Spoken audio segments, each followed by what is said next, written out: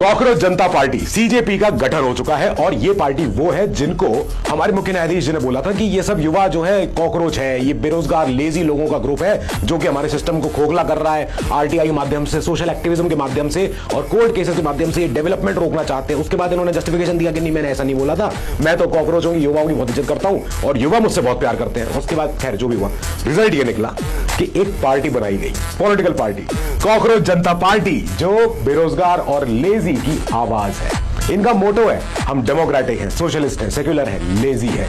अब ये जब यंगस्टर्स की पार्टी है तो इन्होंने यंगस्टर्स वाली ही बातें रखी अपने मैनिफेस्टो में कि कोई न्यायाधीश को राज्यसभा की सीट कभी नहीं मिलेगी।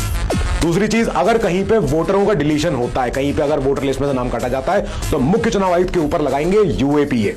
इन्होंने कहा अगर देश की आधी आबादी महिलाओं की है तो आधी ही रिजर्वेशन मिलेगा, 50% आरक्षण मिलेगा महिलाओं को, ना कि 33%। इसके अलावा इन्होंने कहा कि जेनजीज, जिनको हम लेजी बोल रहे हैं, ये लोग, आप हमें बताइए कि और हम क्या क्या नया कर सकते हैं। हमें आप मेल कीजिए, आप गूगल फॉर्म पे लिखिए कि और आपको मन में कोई सजेशन है तो।